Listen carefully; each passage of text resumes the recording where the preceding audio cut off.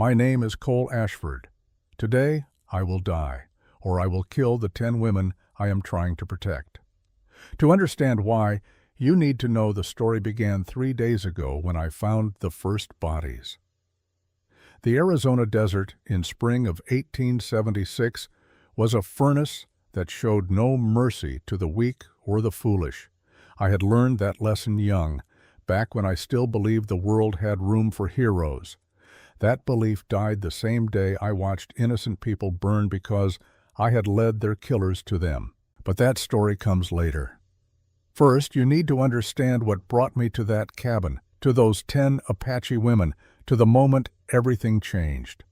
3 days before the storm, I was tracking a gang of outlaws who had robbed a merchant convoy near the Mexican border. The merchants hired me because I used to be good at finding people who did not want to be found. I was a Pinkerton detective once, before I became nothing but a man on a horse with too many ghosts riding behind him. The trail led me deep into disputed territory, where the maps ended and only the Apache knew the way. I followed wagon tracks through red sand and broken rock, through canyons that looked like the earth had been split open by God's own axe. My horse Judah was steady beneath me, a dappled gray stallion with more sense than his rider. He had carried me through worse places than this. On the 3rd day, Judah stopped without warning. His ears went flat against his head. He smelled something I could not yet see. I dismounted slowly, drawing my rifle from its scabbard. The wind carried a scent that made my stomach turn. Death. Not fresh, but not old enough to be bones yet. I tied Judah to a Joshua tree and walked forward on foot, following that terrible smell. I found them in a shallow ravine where someone had tried to bury them but given up halfway through. 3 Apache men, their bodies partially covered with sand and rocks. They had been dead maybe 2 weeks, maybe a little more. The desert sun had done its work, but I could still see enough to know this was wrong. I knelt beside the first body, covering my nose with my bandana. The man had been young, maybe 25. His fingers were curled into claws. His lips were pulled back from his teeth in a grimace of agony. But it was his fingernails that told me the real story. They were black, not from dirt or decay, but from something else. Something I had seen before in my Pinkerton days when we investigated a case of a businessman who poisoned his partner for insurance money. Arsenic. These men had not died from disease or violence. They had been murdered with poison.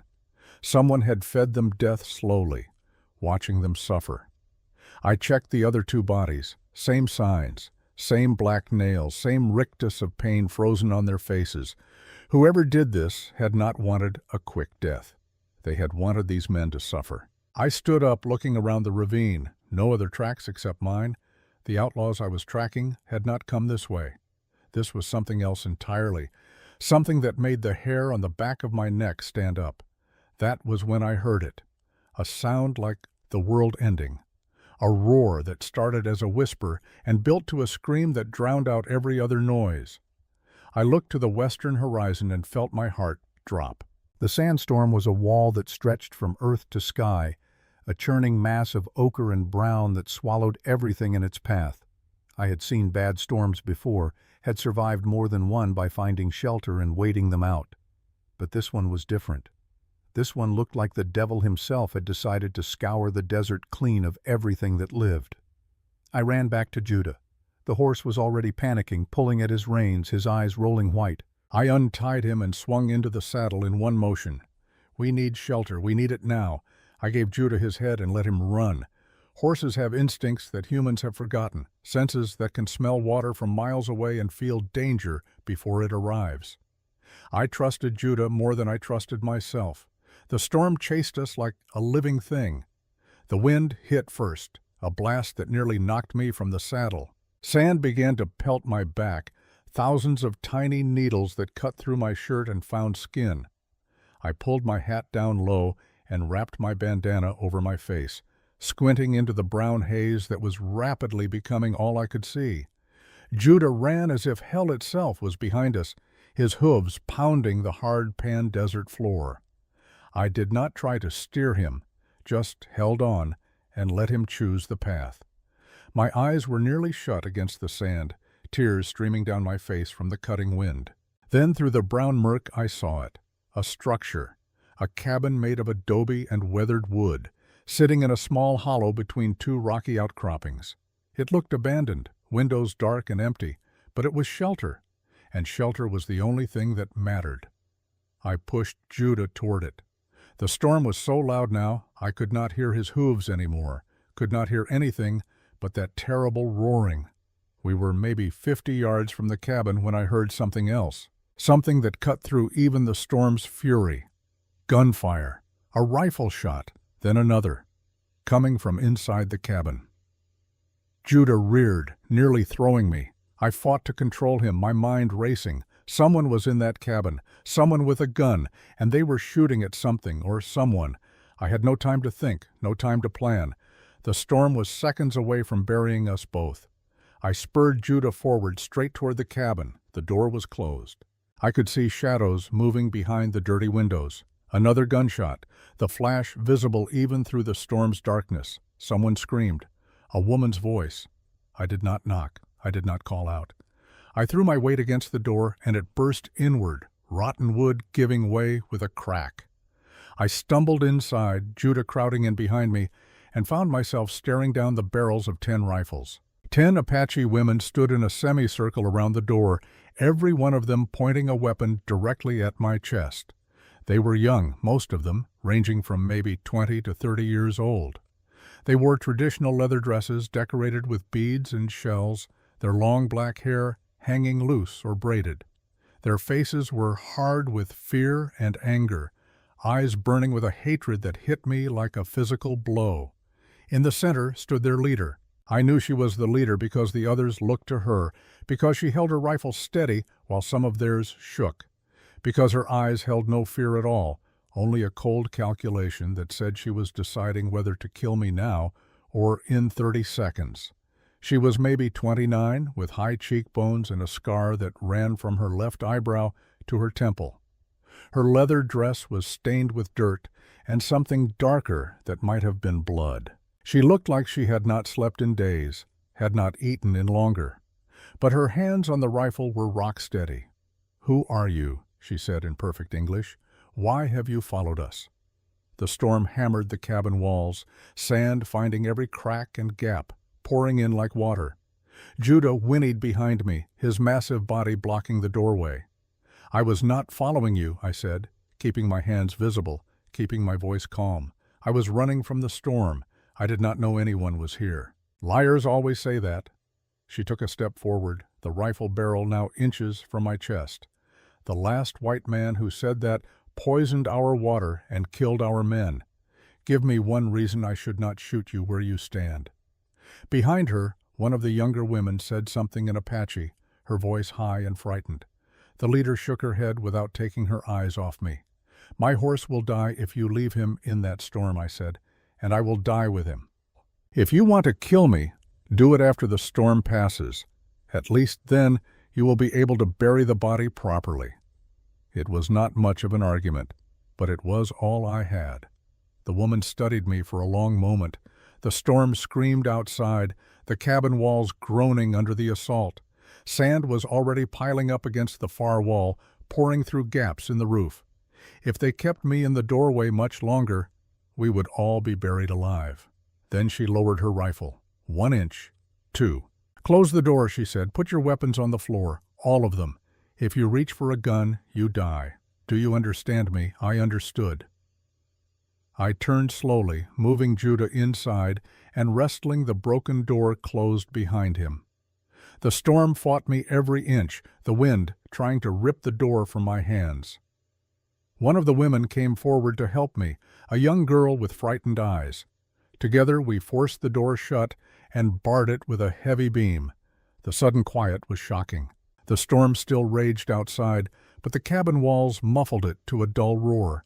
I could hear people breathing now, could hear my own heart pounding. I faced the women again. 10 pairs of eyes watched me, unblinking. 10 rifles still pointed in my direction, though some were lowering now. "Your weapons," the leader said again. I unbuckled my gun belt slowly, showing them every movement. The Colt revolver in its holster, the knife on my left hip, the smaller boot knife in my right boot. I laid them all on the dirt floor, then stepped back with my hands raised.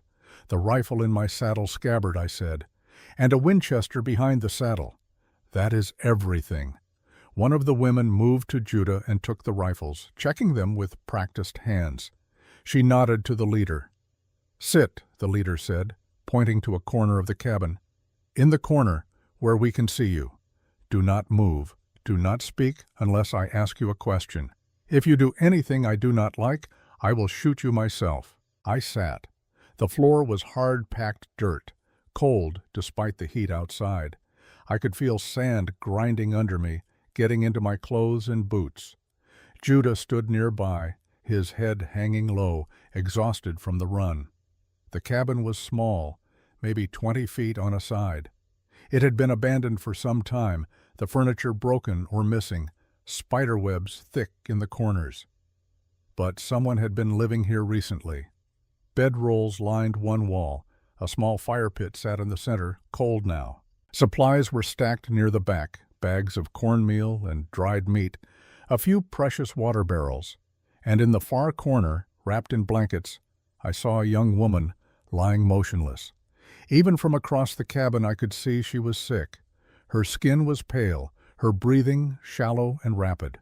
She was maybe 20, maybe younger, pretty once, but fever had hollowed her cheeks and dulled her eyes. The leader followed my gaze. "Her name is Kimimela," she said. "She has been sick for 3 days. If you have medicine, I will trade you water and food for it." "I do not have medicine," I said. "I am sorry." "Then you have nothing we need." The leader turned away, dismissing me.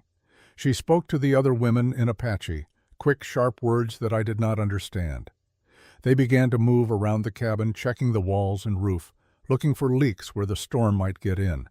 I watched them work, watched how they moved together with the ease of long familiarity, how they communicated with glances and small gestures. Sisters, maybe, or something like it. My eyes kept going back to the sick girl in the corner, Kimimela. Even from here I could see she was getting worse. Her breathing was too fast, too shallow. She needed clean water and rest, and probably medicine I did not have. Without thinking, I stood up. 10 rifles swung toward me instantly. "Sit down," the leader barked. "Your friend is cold," I said, not moving. "She is shaking. I have a blanket in my saddlebags. She needs it more than I do." The leader stared at me. Behind her, the other women whispered to each other in Apache. One of them, a woman with a round, kind face, said something urgent to the leader. "Why would you give us your blanket?" the leader asked. "Because she is dying," I said, "and I have seen enough people die." The silence stretched. Outside, the storm raged. Inside, 10 women watched me to see if I was telling the truth or laying a trap. Slowly, the leader nodded. "Get the blanket," she said, "but if you reach for a weapon, you will not have time to regret it." I moved carefully to Judah, opened the saddlebag, and pulled out my wool blanket. It was thick and warm, the only thing I owned that was worth anything. I had carried it for 5 years, since the day I left the Pinkertons, since the day I decided I could not be part of that life anymore. I walked across the cabin and held the blanket out to the leader. She took it, studying my face. Then she turned and brought the blanket to Kimimela, wrapping it around the shivering girl with gentle hands that did not match the hardness in her eyes. "Thank you," the kind-faced woman said to me in English. "You did not have to do that." "Yes, I did," I said. The leader stood and walked back to me. She was not tall, maybe 5'4", but she carried herself like someone used to being obeyed. "My name is Haloki," she said. "These are my sisters, not by blood but by choice. 2 weeks ago we were 20 people. 10 men, 10 women. We were traveling north to join another band near Montana. We stopped here to rest and refill our water. Within 5 days, all our men were dead." I felt something cold settle in my stomach. "Disease?" I asked. Haloki's eyes were black and hard as obsidian. That is what we thought at first. Fever, stomach pains. Stomach. They died one by one, and we could do nothing to stop it. We buried them on the hill behind this cabin, said prayers over their graves, and prepared to continue our journey. But then Shapa found something. She gestured to one of the women, tall and lean, with watchful eyes. Shapa came forward and held out her hand. In her palm lay a small cloth bag, stained and torn. "We found this at the bottom of the well," Haloki said. In the bag was white powder. Ayasha, who knows medicine, tasted a tiny amount. She said it was arsenic, poison. Someone put it in our water deliberately. Someone wanted our men to die slowly and in pain. I thought about the 3 bodies I had found in the ravine, the black fingernails, the twisted faces. I looked at Haloki and saw in her eyes that she knew what I was thinking. "You found bodies," she said. It was not a question. 3 men, I said, about 2 weeks dead, in a ravine maybe 5 miles west of here. They had been poisoned too, same signs. Haloki nodded slowly. 3 of our men went hunting the day before the sickness started. They never came back. We were too weak to search for them. Now I know why. Who would do this, I asked. Who would poison 13 men? Haloki was quiet for a long moment. When she spoke again, her voice was soft, but filled with a rage that made my skin crawl. "There are many people who want Apache dead," she said. "Many who would kill us for the color of our skin, for the land we walk on, for revenge over things that happened years ago. The question is not who would do this. The question is which one of them actually did." Outside, the storm reached its peak. The cabin shook, dust and sand pouring through every crack. One of the window shutters tore loose with a bang that made everyone jump. 2 women rushed to secure it, fighting against the wind that tried to rip it away. I studied the 10 faces watching me. 10 women alone in the desert, with no men to protect them, no family to turn to. They had every reason to hate white men, every reason to shoot me and leave my body for the buzzards. But they had not. Haloki had chosen to let me live. "Why did you not kill me?" I asked her. Haloki looked at me with those hard black eyes. "I am still deciding if I made the right choice," she said. The storm raged through the night. I sat in my corner, watching the women move around the cabin, listening to them speak in their language.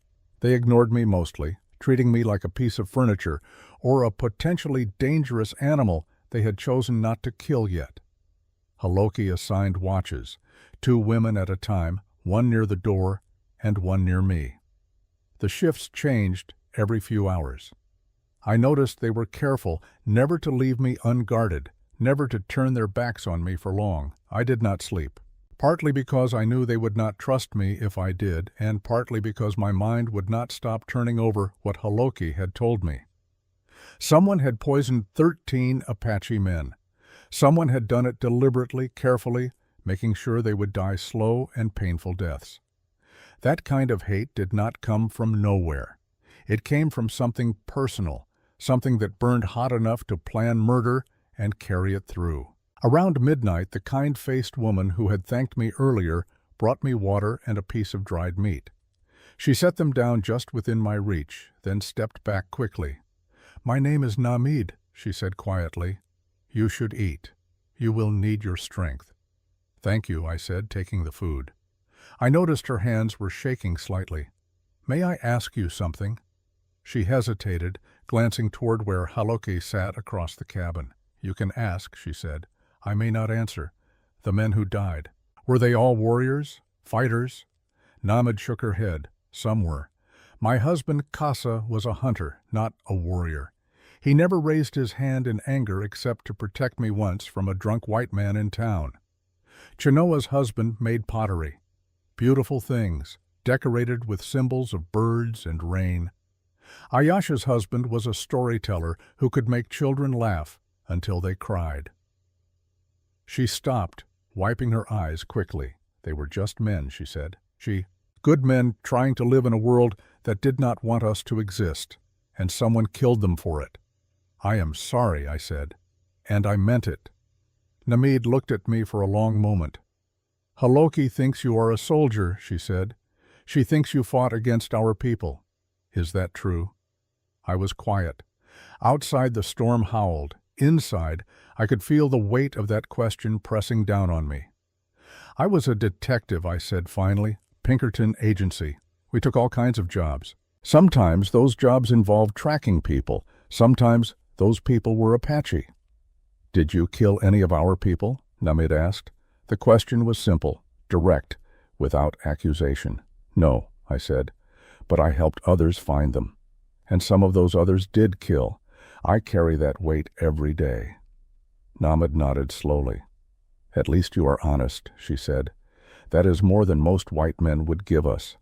She started to turn away, then stopped. The blanket you gave to Kimamela, she said. That was kind. We have not seen much kindness from white men. I gave it because she needed it, I said, not because I am kind. Namid's expression softened. Those are the same thing, she murmured. I ate the dried meat slowly, making it last. It was venison, seasoned with herbs I did not recognize. Good food, generously given. I drank the water carefully, knowing it was precious. Across the cabin, Haloki sat with her rifle across her knees, watching me. She had not moved from that spot since the storm began. I wondered if she had slept at all in the past 2 weeks, or if grief and anger had burned sleep out of her. Dawn came slowly, the howling wind gradually fading to a low moan. By mid-morning the storm had passed, leaving behind an eerie stillness. Dust hung in the air inside the cabin, making everything hazy and dreamlike. Haloki stood and stretched, her joints popping audibly. She spoke to the other women in Apache, and they began to move with purpose, checking supplies, tending to Kimamela, preparing for whatever came next. You, Haloki said, looking at me. Cole Ashford. That is your name, yes? Yes, you can leave now. The storm is over. Take your horse and go.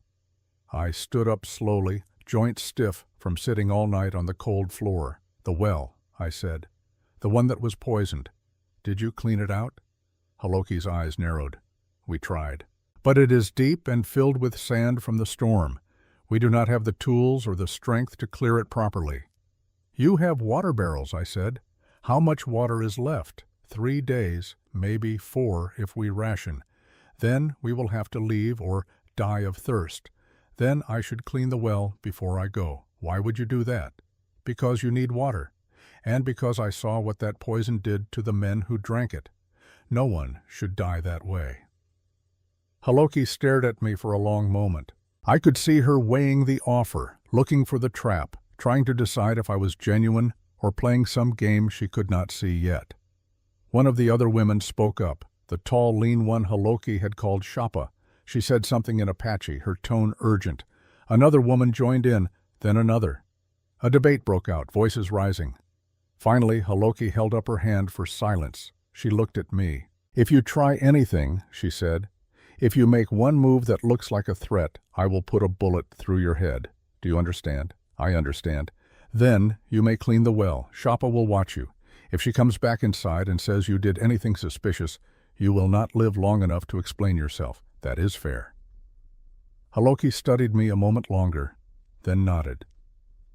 The tools are in the shed behind the cabin, she said. Work fast. I do not trust you, Cole Ashford, but I trust thirst even less. I walked outside into the transformed world.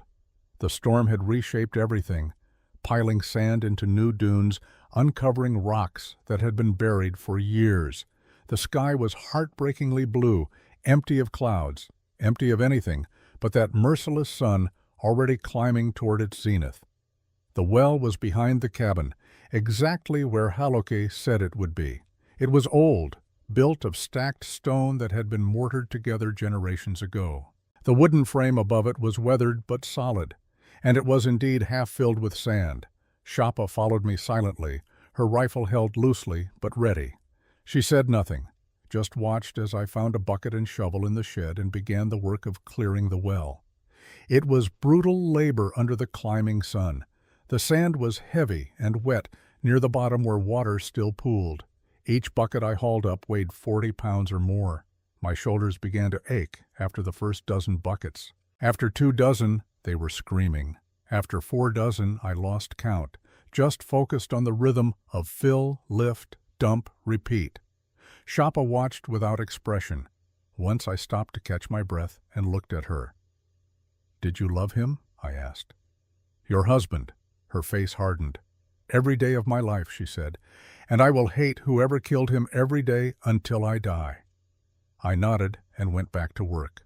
The sun climbed higher. Sweat soaked through my shirt, mixing with the sand that coated everything. My hands started to blister, then the blisters broke and bled. I kept working.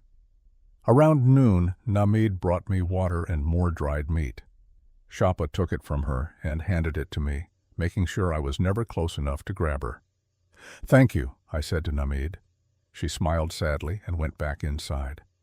I was pulling up the last bucket of sand when I saw it. Something that was not sand, not stone. Something that glinted dully in the sunlight as I dumped the bucket. A small cloth bag, identical to the one Shapa had shown me the night before. But this one was empty, or nearly so. Just a residue of white powder in the bottom. I held it up for Shapa to see. Her expression did not change, but I saw her grip tighten on her rifle. "Show Haloki," she said. We went inside. The cabin was cooler than outside, shaded and still. The women had been busy while I worked, reorganizing supplies, tending to Kimamela. The sick girl was awake now, sitting up slightly, the blanket still wrapped around her shoulders. She looked at me with fever-bright eyes. Haloki took the bag from me and examined it carefully. Her face revealed nothing, but I saw her jaw clench. "This is the same," she said quietly, "the same kind of bag. Someone put at least 2 of these in our well, maybe more, which means," I said, "whoever did it had to get close, had to know where you were and wait until you were not watching. This was not random. This was planned." Haloki looked up at me. "You think like a detective," she said. "Is that what you still are?" I shrugged. "I think like someone who has seen a lot of bad things done by bad people. The patterns are usually the same. And what pattern do you see here? Someone wanted your men dead specifically. Not all of you, just the men. If they wanted everyone dead, they would have poisoned all the water, but they only poisoned the well. Which means they knew or guessed that the men would drink from the well and the women would not. Several of the women had gathered around now, listening. One of them, a young woman with fierce eyes, said something sharp in Apache. "Muna wants to know," Haloki translated, "if you are working with whoever did this. She thinks you might be here to finish the job. If I wanted you dead," I said calmly, "I would not have cleaned your well and shown you evidence. I would have waited for you to die of thirst or rode away and left you to your fate." The fierce-eyed woman, Muna, said something else, louder this time. "She says white men lie," Haloki said. "She says trusting you will get us all killed." "She might be right," I said. "About white men lying. About me getting you killed. I cannot promise I am any different. All I can tell you is I helped because it was the right thing to do. Whether you believe that or not is your choice." Haloki looked at me for a long moment. Then she looked at the other women, one by one. An entire conversation seemed to happen in those glances, a weighing of options and risks that I was not part of. Finally, Haloki nodded. "You can stay until tomorrow," she said. "Rest your horse. Rest yourself. In the morning you leave, and we never see you again. That is the deal." "That is fair," I said. "But," she added, her voice dropping lower, "if I find out you had anything to do with killing our men, I will skin you alive and leave you for the buzzards. Do we understand each other?" "We do." "Good. Sit, eat, then sleep if you can. Shapa will watch you." I sat back down in my corner. Namid brought me more food, this time a bowl of stew made from dried meat and wild onions. It was good, better than I had eaten in weeks. I ate slowly, savoring every bite. Across the cabin, Kimimela was watching me. Her fever had broken somewhat. I could see color returning to her cheeks. When she caught me looking, she smiled shyly, then looked away. I finished eating and leaned back against the wall, closing my eyes. Sleep pulled at me, heavy and irresistible after the long night and the brutal work in the sun, but I could not let myself sleep deeply. Not yet. These women had every reason to kill me in my sleep. Trust only went so far, so I dozed lightly, aware of every sound, every movement in the cabin. Aware of Shapa sitting nearby with her rifle across her knees, never taking her eyes off me.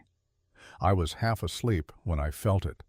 A prickling at the back of my neck, an old instinct from my Pinkerton days that said someone was watching me with more than casual interest. I opened my eyes just a crack, not moving. In the far corner of the cabin, mostly hidden behind the others, a young woman sat perfectly still.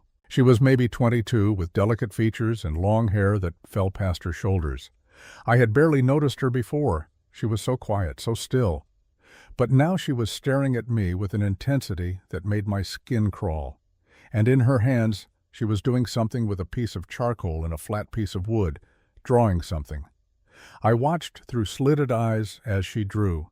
Quick, sure strokes, the work of someone who had drawn many times before. She was not looking at the wood as she drew. She was looking at me, at my face, at my arms, at the scar on my right forearm, visible where my sleeve had pulled back while I worked. The scar was old, a puckered line of white tissue running from my wrist to my elbow. I had gotten it 5 years ago in a fight with a man who came at me with a broken bottle. Or that was the story I told anyone who asked. The truth was more complicated. The truth was something I tried very hard not to think about. The young woman finished her drawing and set it aside. Then she did something that made my blood run cold. She opened her mouth as if to speak, pointing at me, pointing at the drawing, but no sound came out. She tried again, her face contorting with effort. Still nothing. She was mute. Could not speak, could not call out. But she had seen something that frightened her, something about me that she recognized. And I had a terrible feeling I knew what it was. Haloki noticed the commotion and walked over to the mute girl. She looked at the drawing, then at me. Her expression did not change, but I saw her hand move closer to the knife on her belt. "Ayana wants to know," Haloki said quietly, "where you got that scar." "A fight," I said. 5 years ago, a drunk with a broken bottle." Haloki studied me. "Ayana does not believe you," she said. "She thinks she has seen that scar before. She thinks she saw it on a man in a blue cavalry uniform, the day soldiers came to her village and burned it to the ground." The cabin went silent. Every eye turned to me. I could feel the weight of their stares, the sudden tension that made the air feel thick and hard to breathe.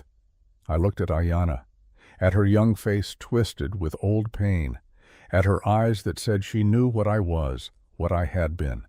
And I knew with absolute certainty that everything was about to fall apart. "I never wore a cavalry uniform," I said carefully, "but I did work with the cavalry sometimes. The Pinkertons contracted with the army. I was there when they raided villages, yes. I helped them find those villages. The temperature in the cabin dropped 20 degrees. Hands moved to weapons. Muna said something vicious in Apache. Haloki held up her hand for silence, but her eyes never left my face. "Which villages?" she asked softly. "I do not remember all of them," I said. "It was 5 years ago." "There were several." "Try," Haloki said. Her voice was ice. "Try very hard." "There was one near the Little Creek River," I said. "In the spring of 1871. The cavalry said it was harboring warriors who had attacked a merchant convoy. They said the warriors had killed 12 people, including women and children." "And did the village harbor warriors?" Haloki asked. "I thought so at the time. Later I found out the warriors had left 3 days before. The cavalry killed 37 people anyway, mostly women and children, because their orders were to send a message." Haloki's face had gone still as stone. When she spoke again, her voice shook. "That village was my home," she said. "My husband led the warriors who attacked that convoy. He killed those people to avenge the Apache children who died when white settlers poisoned our water holes. He thought he was at war. He thought he was protecting his people." She took a step toward me. "You led soldiers to my village. You are the reason my father died, my mother, my 2 younger brothers. You are the reason I spent 5 years hating myself for not being there to die with them." I had no words. There were no words that could make this right. "I did not know," I said finally. "I did not know they would kill everyone. I thought we were tracking dangerous men. I was lied to. I was used." "Does that make it better?" Haloki asked. "Does that bring back my family? No. Then what good is your regret? What good is your guilt?" She raised her rifle, pointing it at my chest. Her finger moved to the trigger. "I should kill you right now," she said. "I should make you feel what my family felt." "Yes," I said. "You should." And I meant it. Every word. We stood there, frozen in that moment. Haloki with her rifle pointed at my heart. Me with my hands at my sides, making no move to defend myself. The other women watching, waiting to see if their leader would pull the trigger. Then Kimimela spoke. The sick girl, still wrapped in my blanket, said something in Apache. Her voice was weak but clear. Haloki did not lower the rifle, but she glanced toward the girl. "Kimimela says," Haloki translated, "that you gave her your blanket when you knew we might kill you. She says you cleaned our well when you could have ridden away. She says if you wanted us dead, you have had many chances. She asks if maybe you are trying to make up for the past by helping us now." "I am," I said. "Every day I wake up and try to be less of a coward than I was then. Most days I fail, but I keep trying." Haloki's hands trembled on the rifle. For a long moment I thought she would shoot me anyway, and I would not have blamed her. Then slowly, 1 inch at a time, she lowered the gun. "I do not forgive you," she said. "I will never forgive you." But Kimimela is right. We need water more than we need revenge. You live for now. But if I find out you are lying about anything, if I discover you had any part in poisoning our men, I will kill you slowly. Do you understand?" "I understand." Haloki turned away, her shoulders rigid. "Everyone back to your work," she said to the other women. "We have a long journey ahead and much to prepare." The women dispersed slowly, but I could feel their eyes on me, heavy with new knowledge and old hatred. I sat back down in my corner. My hands were shaking now, reaction finally setting in. I had been so close to death I could taste it, but I was still alive. And these 10 women, who had every reason to kill me, had chosen not to. It was more than I deserved. Night fell again, and with it came a new sound, distant at first, then closer. The sound of hoofbeats, multiple horses, moving fast. Shapa, who was on watch near the window, hissed a warning. Everyone froze. Haloki moved to the window, peering out through a crack in the shutter. I saw her face go pale. "Riders," she said. 4 of them, coming straight toward us. "Who are they?" Namid asked. Haloki was silent for a moment. Then she said 3 words that made my blood run cold. "They found us." The 4 riders stopped about 200 yards from the cabin, just visible in the fading light. They sat on their horses without moving, watching, waiting. Haloki moved away from the window and began speaking in rapid Apache to the other women. They scattered to positions around the cabin, some taking up rifles, others grabbing knives and makeshift weapons. The transformation from cautious survivors to prepared fighters took less than 30 seconds. I stood up slowly, keeping my hands visible. "My weapons," I said to Haloki. "If those men are hostile, you will need every gun you can get." She looked at me, calculating. Then she gestured to Shapa, who retrieved my gun belt from where it had been stored. She tossed it to me, along with one of my rifles. "If you shoot any of us," Haloki said, "you will die before you can chamber another round." Understood. I buckled on the gun belt, feeling the familiar weight of the Colt against my hip. It did not make me feel safer. Nothing could make me feel safe when 4 armed men were watching a cabin full of women in the middle of nowhere. The riders still had not moved. The sun was setting behind them, making them into silhouettes, impossible to identify. "What are they waiting for?" Muna asked. "They are deciding if there are enough of us to be worth the risk," I said. "Or they are waiting for full dark to attack." "How do you know?" Haloki asked. "Because it is what I would do." She studied me for a moment, then turned back to the window. "We wait," she said. "No one shoots unless they come closer or unless I give the order." Minutes crawled by. The sun sank lower, painting the desert in shades of red and gold, beautiful colors for an ugly situation. Still, the riders did not move. Then one of them did something that made my stomach drop. He raised a rifle, aimed carefully, and fired. The bullet struck the doorframe, sending splinters flying. Everyone ducked. A second shot followed, this one through the window shutter, punching a clean hole and slamming into the back wall. But then silence. No more shots, no charge. Just those 4 riders sitting there watching. "They are pinning us down," I said. "They want us to know we cannot leave. They will wait out there until we run out of water or food or courage, or until we kill them first," Woya said. She was the fierce one, the one Haloki had to keep controlled. "Give me a rifle in 5 minutes. I will show them what Apache women can do. You will die in the first 10 seconds, I said bluntly. Whoever that shooter is, he hit exactly what he aimed at, both shots. That is not luck, that is skill. "Then what do we do?" Namid asked. Her hand moved unconsciously to her belly, and I remembered Haloki mentioning she was pregnant. "Just wait here and let them starve us out." "We need to know what they want," I said, "and we need to know who they are." "I know who they are," Haloki said quietly. Everyone turned to look at her. She was still at the window, staring out at the distant riders. "One of them is Victor Hargrave." "Who is Victor Hargrave?" I asked.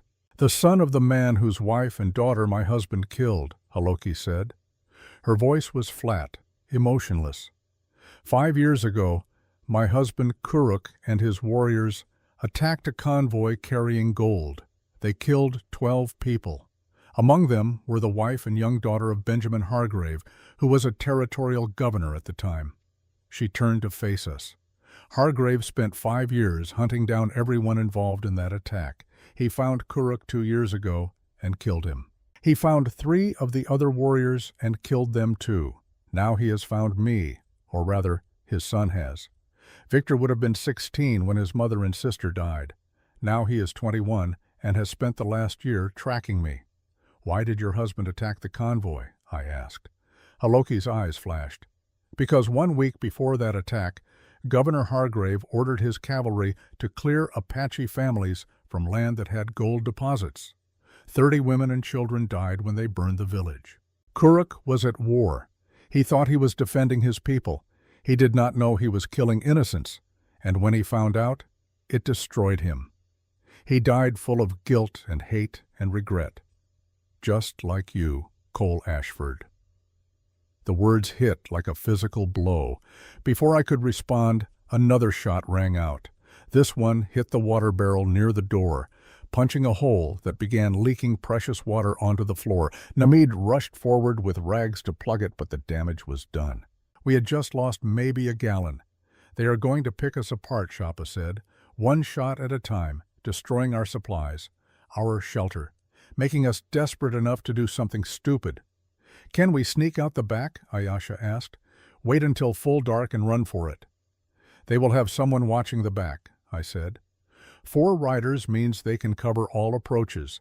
The moment anyone steps outside, they will be shot. "So we are trapped," Muna said. She was trying to sound angry, but I could hear the fear underneath. Haloki was silent, staring at the floor. I could see her mind working, turning over options, discarding them one by one. She was a good leader, I realized. She did not make rash decisions, even when fear demanded action. I moved to the window and looked out carefully, keeping most of my body behind the wall. The riders were still there, black shapes against the darkening sky. As I watched, one of them dismounted and began walking a slow circle around the cabin, staying well out of rifle range. He was scouting, looking for weaknesses. "That one knows what he is doing," I said. "He has military training or something close to it." "Victor was in the territorial militia for 2 years, Haloki said. "His father made sure he learned to fight, made sure he learned to hate." The circling rider stopped. Even at this distance, I could see he was young, lean, moving with the confidence of someone who believed He was on the right side.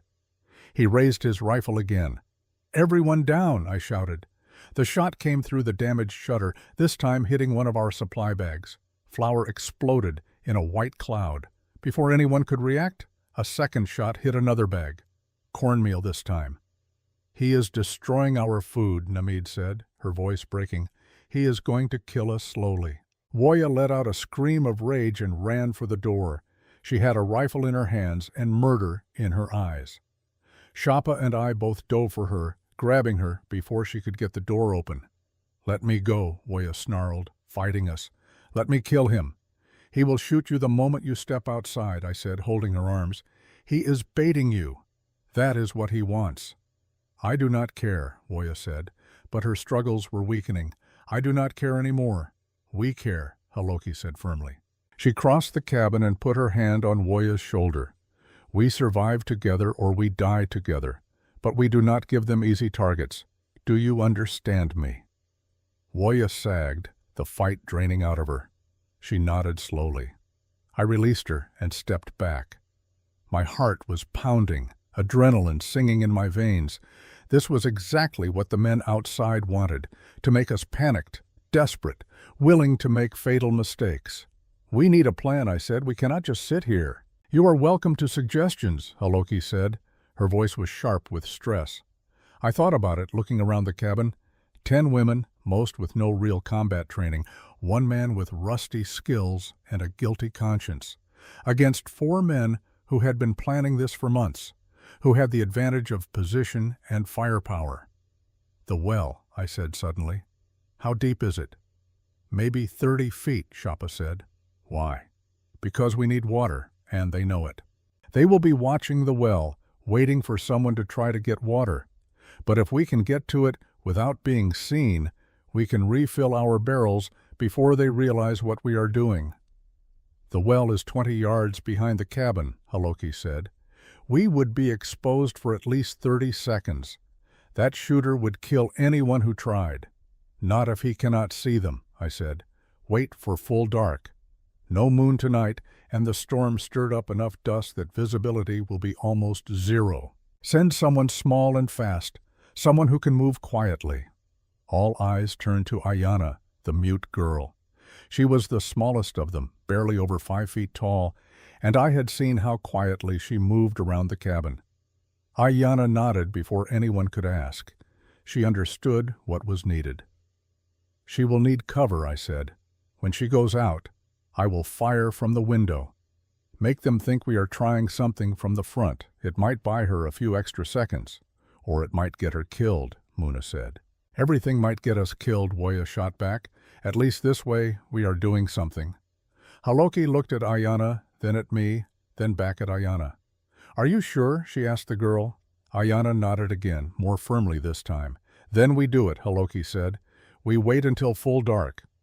Cole fires from the front window. Ayana goes out the back with 2 empty water skins. She fills them as fast as she can and comes back. Everyone else stands ready in case this goes wrong. It will go wrong," I said.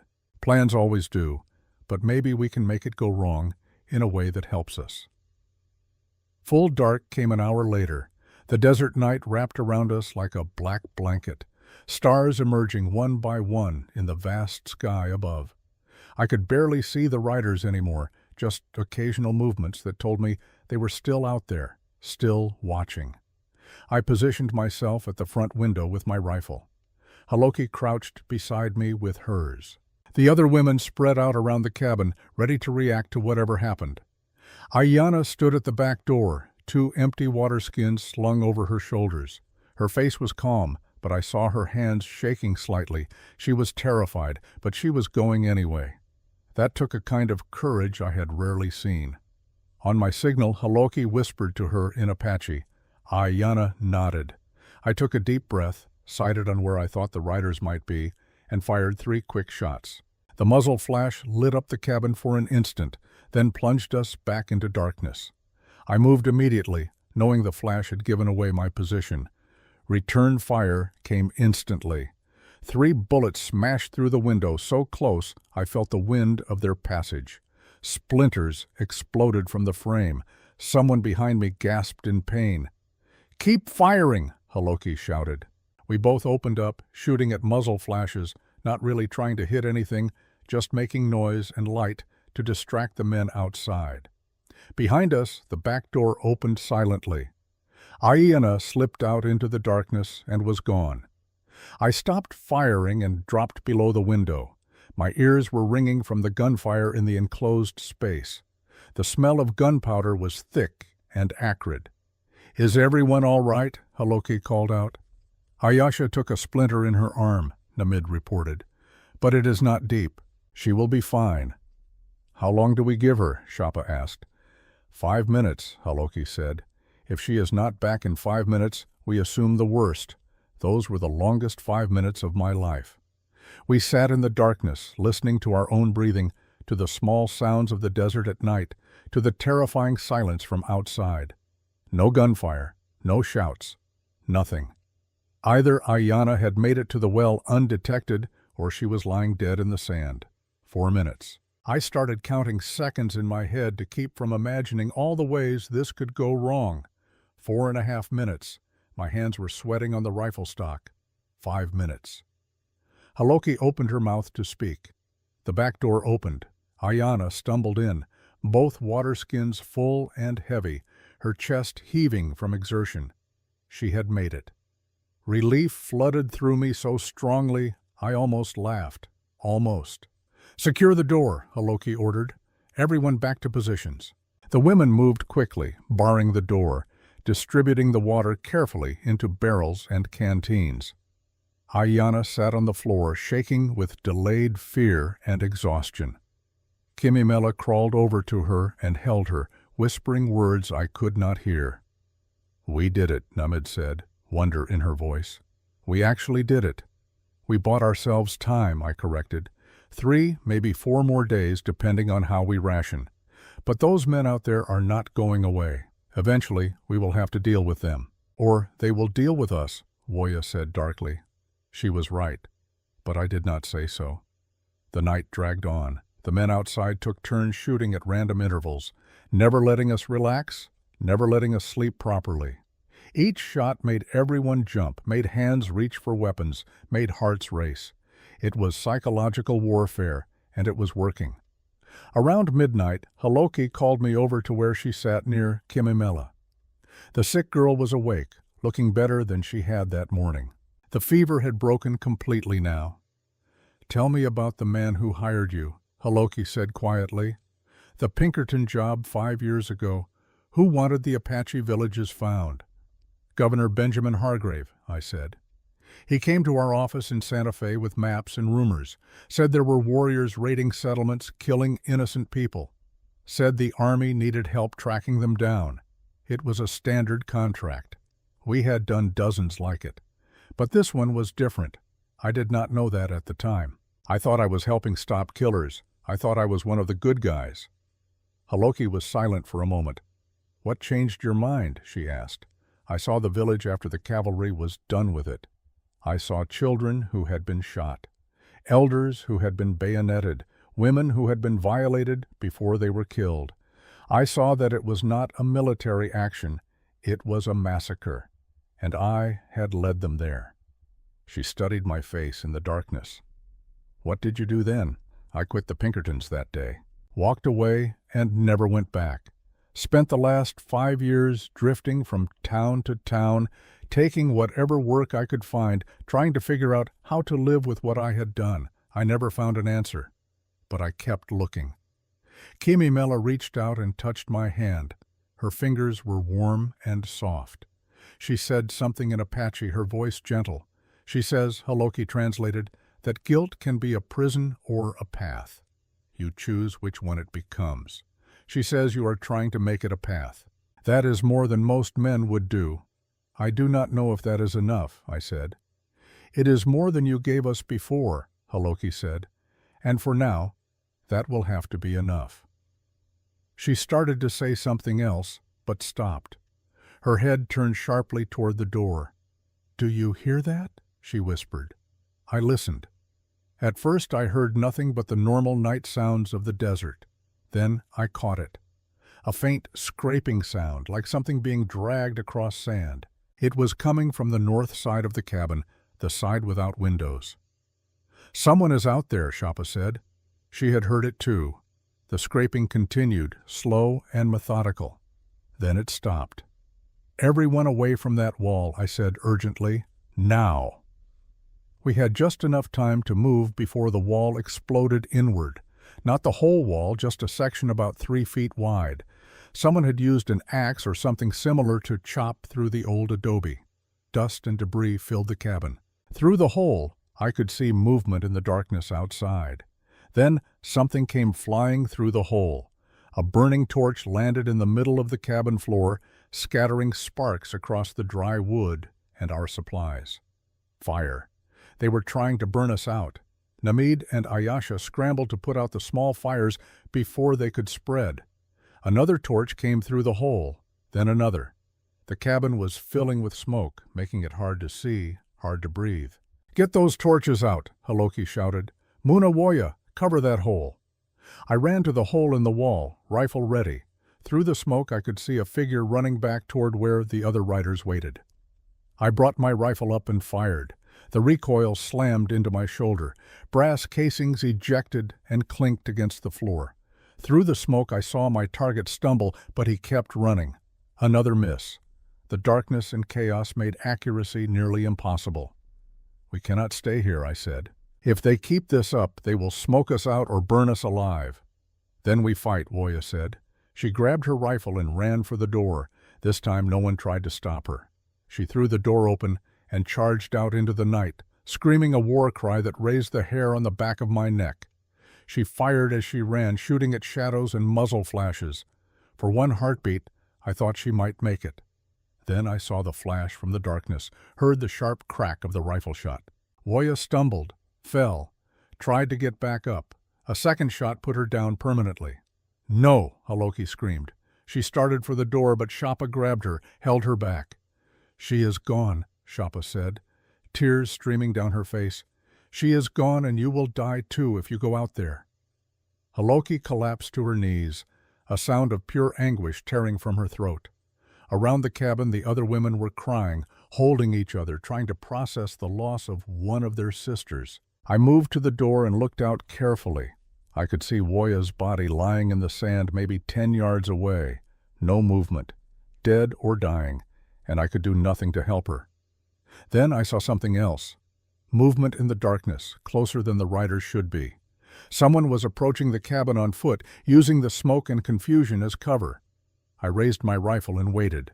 The figure came closer, moving with the confidence of someone who thought they had won. When he was 20 feet away, I recognized him.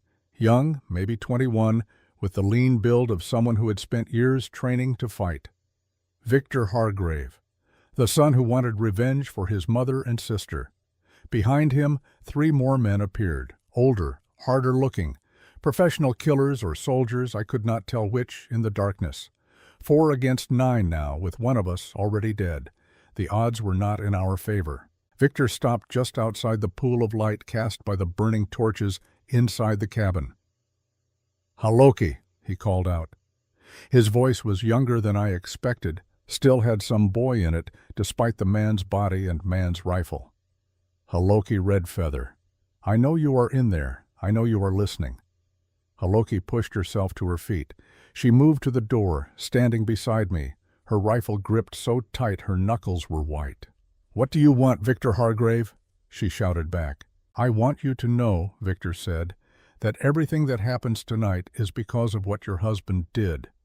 Every woman who dies, every drop of blood spilled, it is on him, on you, on everyone who helped him kill innocent people.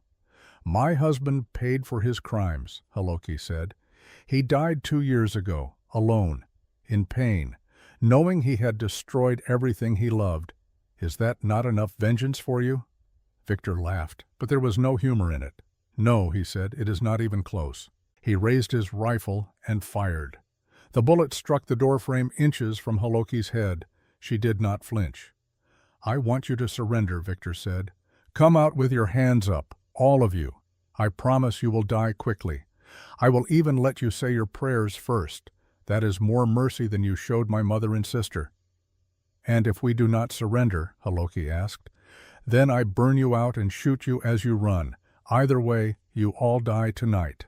The only choice you have is how much you suffer first." I turned to Haloki, saw the calculation in her eyes, the terrible math she was doing. How many of her women could escape if some stayed behind to fight? How many lives she could save by sacrificing her own? She opened her mouth to answer Victor. I put my hand on her arm. "There is another option," I said quietly. "What option?" she asked. "Me." I stepped out of the cabin before she could stop me, my rifle held loosely in my right hand, left hand raised to show I was not an immediate threat. Victor's rifle swung toward me instantly. "Who are you?" he demanded. "My name is Cole Ashford," I said, walking slowly forward. "I used to be a Pinkerton detective. 5 years ago I was the one who found Haloki's village. I was the one who led the cavalry there. If you want someone to blame for what happened to your mother and sister, blame me. I gave your father the information he needed." I could see Victor's face now in the dim light. Young, so young, barely more than a boy playing at being a killer. "My father told me about you," Victor said. "He said you quit, ran away like a coward, said you did not have the stomach for real justice." "Your father lied to me," I said. "He told me we were hunting dangerous warriors. He did not tell me he planned to massacre everyone in that village regardless of guilt. He used me." "Just like he is using you now." "You know nothing about my father," Victor snarled. "I know he turned his son into a murderer," I said. "I know he taught you to hate so deeply you are willing to kill innocent women to satisfy it. I know your mother and sister would be ashamed of what you have become." Victor's face twisted with rage. He raised his rifle. "You do not get to talk about them," he screamed. "You do not get to say their names." "Then shoot me," I said, spreading my arms wide. "I am standing right here. Kill me if it will make the pain stop, but let the women go. They have done nothing to you." For a long moment, I thought he would do it. I could see his finger tightening on the trigger, could see the hate burning in his eyes. This was it. This was how I would die. Shot by a boy I had helped create, killed by consequences I had set in motion 5 years ago. It seemed fitting, but Victor did not fire. Instead, he smiled. A cold, terrible smile that made my blood freeze. "You think I came alone?" he said. "You think it is just me and these 3 men?" The words hit me like a punch to the gut. "No," I said. "No, please." Victor's smile widened. "My father is here too," he said, "with 12 more men. They are surrounding the cabin right now. You never had a chance." Behind me, I heard Haloki's voice, broken and defeated. "God help us all." I turned and ran back toward the cabin, Victor's laughter following me through the darkness. Behind me, I could hear him shouting orders to his men, could hear the sound of more horses approaching from multiple directions. Inside the cabin, chaos reigned. The women were frantically trying to barricade the doors and windows, piling up anything they could move. Haloki stood in the center, her face ashen, but her voice steady as she directed the defense. "How many?" she demanded as I came through the door. "At least 16 men," I said. "Maybe more. They have us completely surrounded." Chenoa, the oldest of the women, let out a sob. It was the first time I had heard her make any sound of despair. She sank down against the wall, her hand pressed to her chest. Her breathing was labored, pained. Ayasha rushed to her side. "Her heart," Ayasha said urgently. "She has been sick for weeks. The stress is too much." We gathered around as Chenoa struggled to breathe. Her lips were turning blue. Ayasha tried everything she knew, but we had no real medicine, no way to help beyond holding her hand and telling her we were there. Chenoa reached up and grabbed Haloki's shirt, pulling her close. She whispered something in Apache, urgent and intense. Then her hand fell away. Her breathing stopped. For a moment, no one moved. Then Haloki gently closed Chenoa's eyes. "She said," Haloki's voice broke, "she said that you are keeping secrets, Cole Ashford. She said you know more than you have told us. She said you know who poisoned our men." I felt every eye in the cabin turn toward me. "I have suspicions," I said carefully, "but I do not have proof."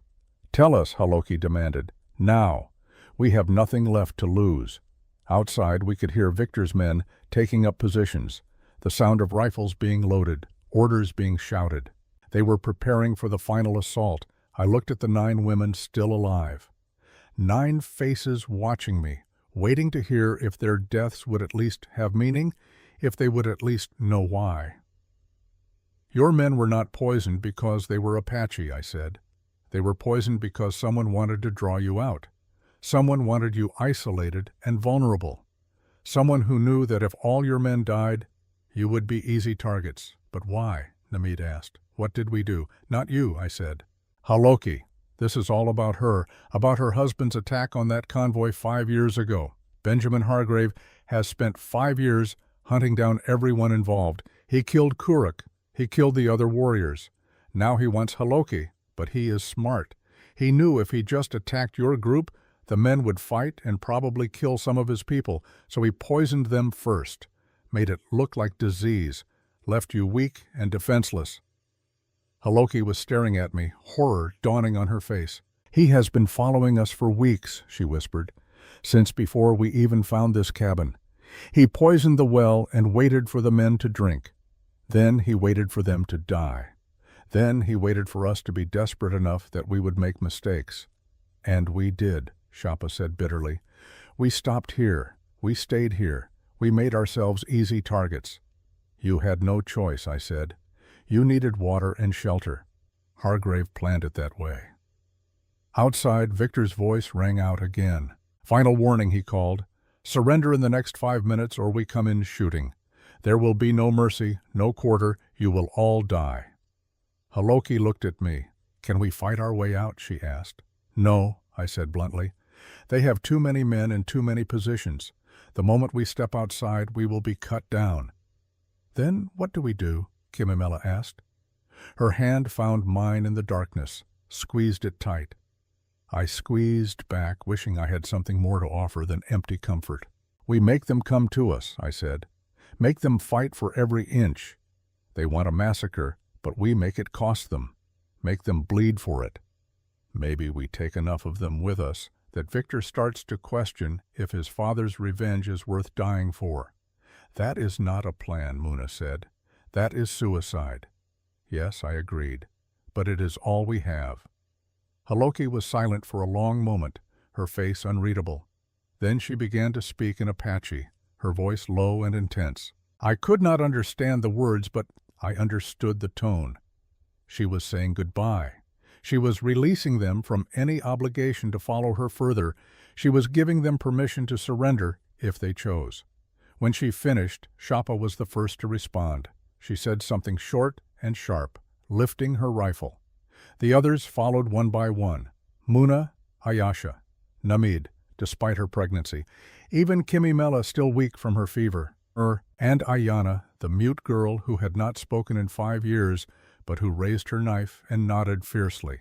They were staying. They were going to fight. I felt something break open in my chest, something that had been frozen for 5 years. These women owed me nothing, had every reason to hate me, but they were going to fight beside me anyway, not because they trusted me, but because they trusted each other. It was more than I had ever given anyone. Time is up, Victor shouted. This is your last chance. Haloki walked to the door. She threw it open and stood silhouetted against the darkness beyond. Come and get us, she shouted back. If you want us, you come in here and take us. But I promise you, we will not die quietly. We will not die easily. And we will take as many of you with us as we can. Then she stepped back inside and slammed the door shut. For 5 heartbeats, there was silence. Then the shooting started. They came from all sides at once. Rifles firing, bullets punching through the thin walls, ricocheting off the floor and ceiling. We dropped flat, crawling to positions we had hastily assigned. I took the front door, Haloki the front window, Shapa the hole in the north wall that they had chopped earlier. The others spread out to cover the other weak points. I waited until I saw a muzzle flash, then fired at it. Someone screamed. Whether I hit them or just scared them, I did not know and did not care. The assault was ferocious but disorganized. Hargrave's men had numbers but not coordination. Some were shooting high, some low. They were hitting each other's fields of fire, getting in each other's way. Whoever trained them had not trained them well. That gave us a chance. Small, but real. I fired methodically, conserving ammunition, picking targets carefully. Beside me, Haloki was doing the same. I could hear her breathing, steady and controlled despite the chaos. A natural fighter. The shooting went on for maybe 2 minutes, though it felt like hours. Then it stopped as suddenly as it began. In the ringing silence that followed, I could hear men shouting orders outside. Someone was hurt, crying for help. Another voice was cursing, demanding to know who had shot him. "We hurt them," Shapa said, satisfaction in her voice. "They expected us to fold immediately. They will learn," I said. "Next time they will be smarter. Next time they will coordinate better." "Then we hurt them worse next time," Muna said. Before anyone could respond, something came flying through the broken window. A glass bottle with a burning rag stuffed in the neck. A Molotov cocktail. It shattered on the floor, flames spreading instantly across the dry wood. Ayasha lunged for it with a blanket, trying to smother the fire before it could spread. Another bottle came through the hole in the wall, then another through a gap in the roof. "They are burning us out," Namid screamed. The cabin was filling with smoke and flames. We could not stay here.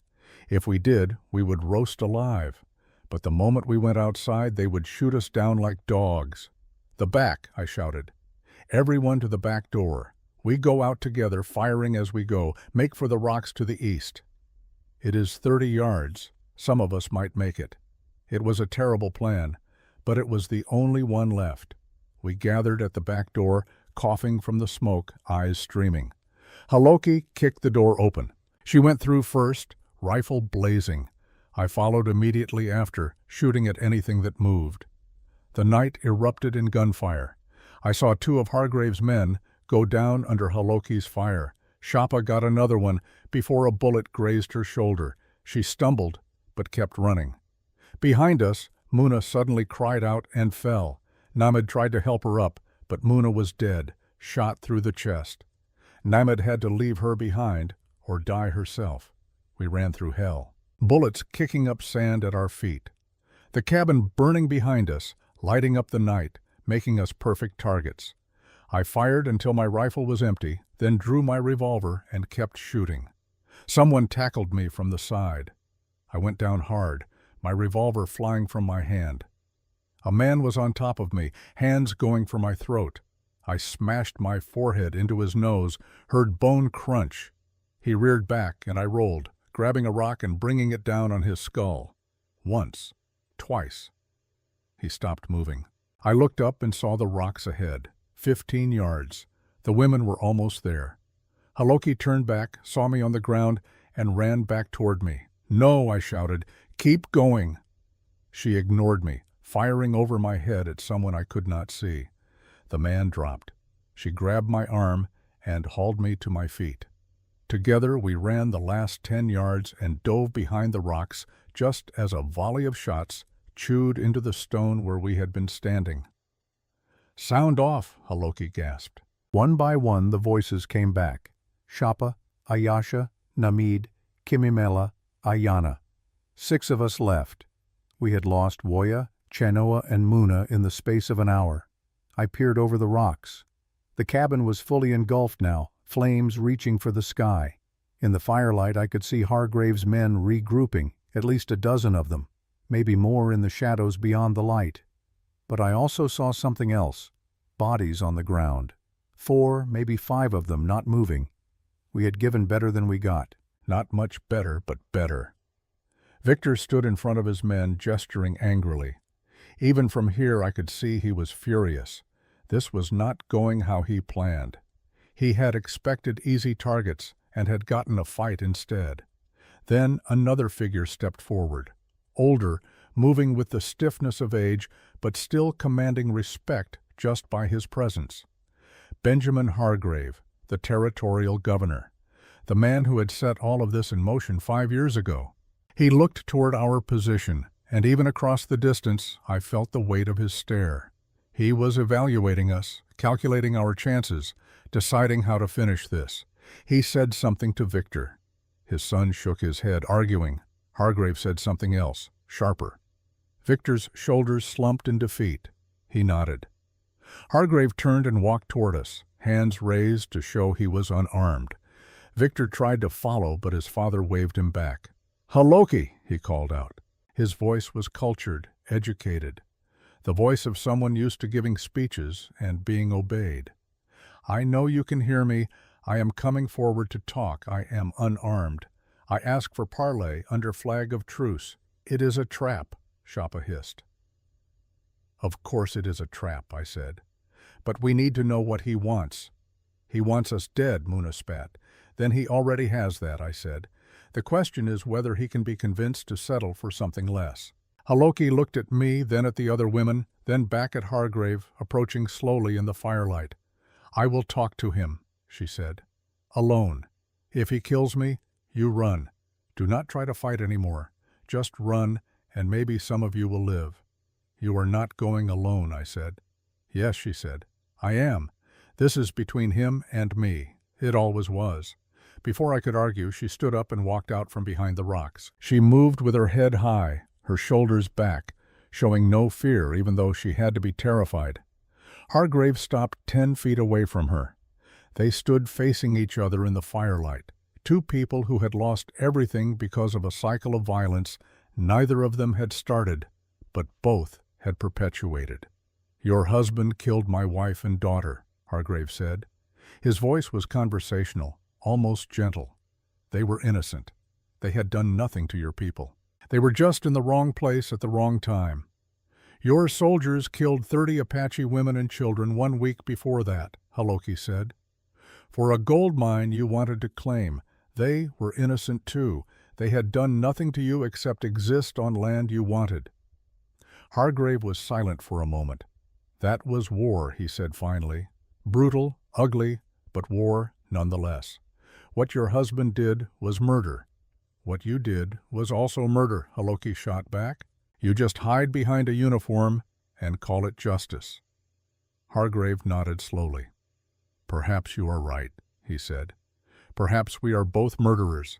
Perhaps this entire thing is just murder chasing murder in an endless circle. But I do not care about philosophy or morality anymore. I only care that my wife and daughter are dead, and the man who killed them got to live for 2 more years after I finally found him. 2 years that they did not get." "So what do you want?" Haloki asked. "What will satisfy you?"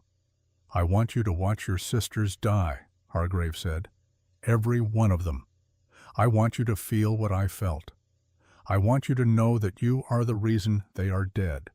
And then, when you have suffered enough, I will let you join them." Haloki did not flinch. "If I surrender," she said, "will you let them go?" "No. Then we have nothing to discuss."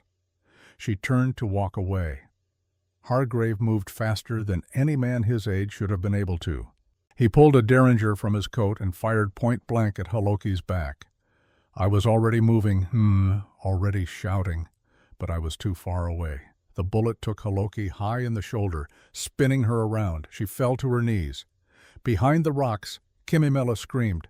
She burst out from cover, running toward Haloki. I tried to grab her, but she was too fast. She threw herself over Haloki's body, shielding her with her own.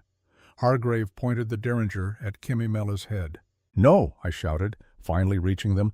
I put myself between the gun and the 2 women. "Stop, please. This has gone far enough." Hargrave looked at me with eyes that were completely empty of anything human. "It will never be far enough," he said. Then he pulled the trigger. The derringer clicked empty. Hargrave stared at it in disbelief, then at me. He had fired both barrels at Haloki. There were no bullets left. He had gambled everything on those 2 shots and lost. I hit him. Not hard enough to kill, but hard enough to put him on the ground. The derringer flew from his hand and disappeared into the darkness. Around us, chaos erupted. Victor and his men opened fire, but they were shooting toward us, toward their own leader on the ground. They had to stop or risk killing him. "Get back to the rocks," I shouted at Kimimela. She was pulling Haloki to her feet, the older woman's shoulder bleeding, but not critically. They stumbled back toward cover as I grabbed Hargrave and used him as a shield. My revolver pressed against his temple. "Tell them to stop shooting," I said. "Now." Hargrave smiled. Even with a gun to his head, even on his knees in the dirt, he smiled. "They will not stop," he said. "They know what they are fighting for. They know it is bigger than my life. Then you will die for nothing." "I have been dead since the day my family was killed," Hargrave said. "Death holds no fear for me anymore. Only purpose." Victor was screaming orders, trying to get his men organized for a charge. They were going to rush us all at once, overwhelming our position through sheer numbers. Some of them would die, but they would kill us all. We had maybe 30 seconds before they came. I glanced back at the rocks where the women huddled, 5 faces watching me. Haloki bleeding but alive, Kimimela crying, Shapa ready to fight, Ayasha and Namid holding each other. And Ayana silent as always, her eyes locked on mine. They deserved better than to die in this godforsaken desert because of choices made by men they had never met. They deserved to live, to have children, to grow old, to see their grandchildren play. I made my choice.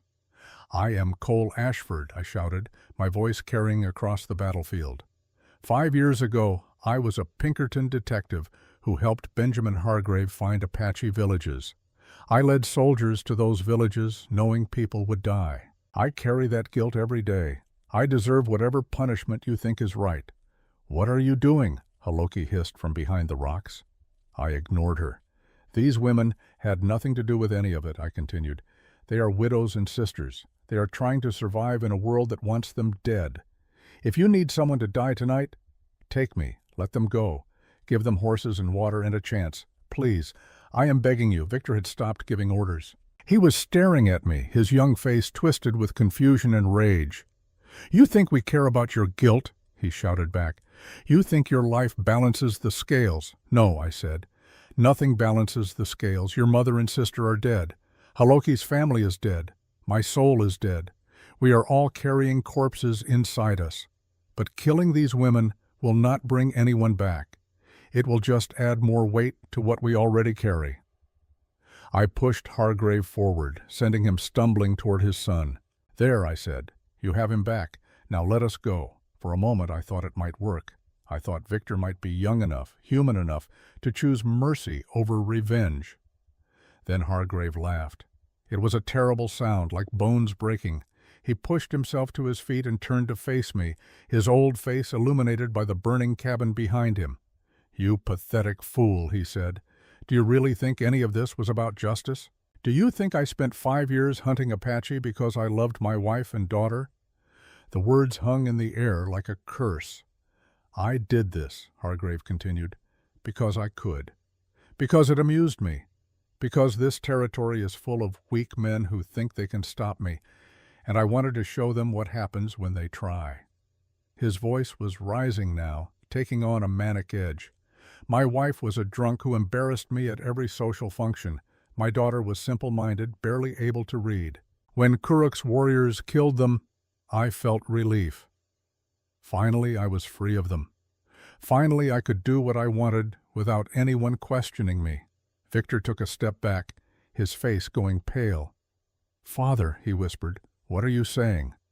"I am saying I used their deaths as an excuse," Hargrave said. "An excuse to kill Apache, to take land, to build an empire on the corpses of everyone too weak to stop me. And you, my dear boy, you I molded into the perfect weapon. I taught you to hate so purely that you would do anything I asked without question." He turned to look at his son, and there was nothing in his eyes but cold calculation. "You think I love you," he said. "You are a tool, nothing more. When this is done, when I have taken everything the Apache have, I will discard you too, just like I discarded your mother." Victor stood frozen, his rifle hanging loose in his hands. His entire world was collapsing around him. Everything he had believed, everything he had killed for, was a lie. One of Hargrave's men, an older soldier with sergeant stripes on his coat, suddenly raised his rifle and pointed it out at Hargrave. "You son of a bitch," the sergeant said. His voice was shaking with rage. "My brother died raiding that village. You told us we were avenging innocent women and children. You told us it was righteous work. It was necessary work," Hargrave said dismissively. Your brother died for profit, as did all the others. Now put the gun down before I have you hanged for insubordination." The sergeant's finger tightened on the trigger. The rifle cracked once, sharp and final. The impact spun Hargrave halfway around before his legs gave out. A dark stain bloomed across his shirt front, spreading fast. He looked down at the spreading blood stain with an expression of mild surprise. "Well," he said, "that was unexpected." He sat down heavily, his legs giving out. Blood was coming fast now, too fast. The bullet had hit something vital. Victor dropped his rifle and ran to his father, falling to his knees beside him. "Why?" Victor said, tears streaming down his face. "Why did you lie to me? Why did you make me into this?" Hargrave reached up and touched his son's face with a bloody hand. "Because I could," he said. "Because you let me." Then his eyes went distant and empty.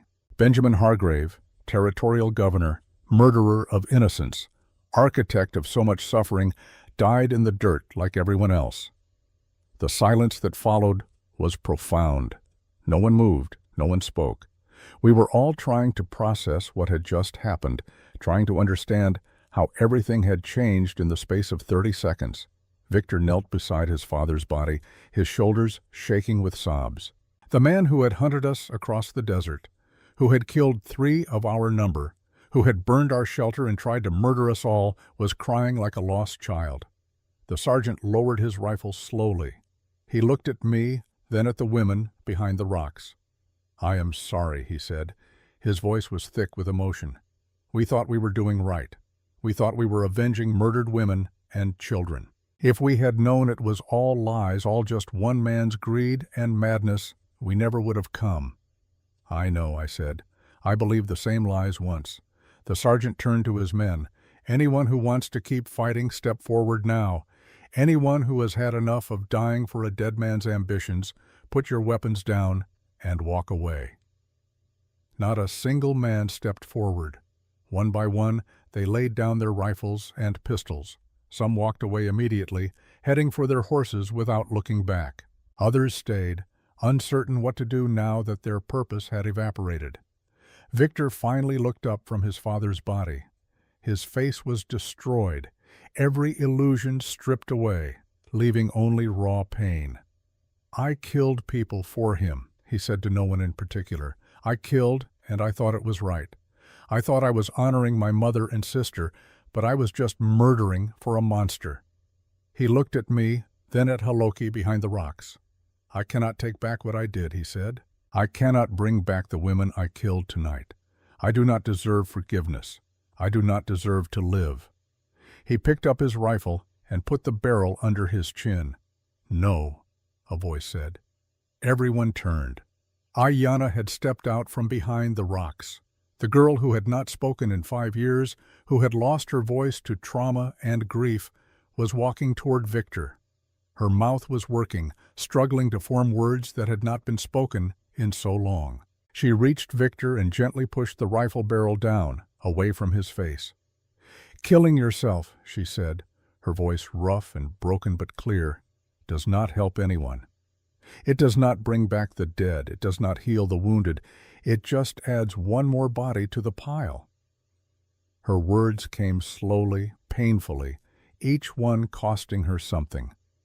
"My village was burned when I was 17, she continued. "I watched my parents die. I watched my younger brother try to save them and die too. I was so angry, so full of hate. I wanted to kill every white person I saw. I wanted to make them hurt like I was hurting."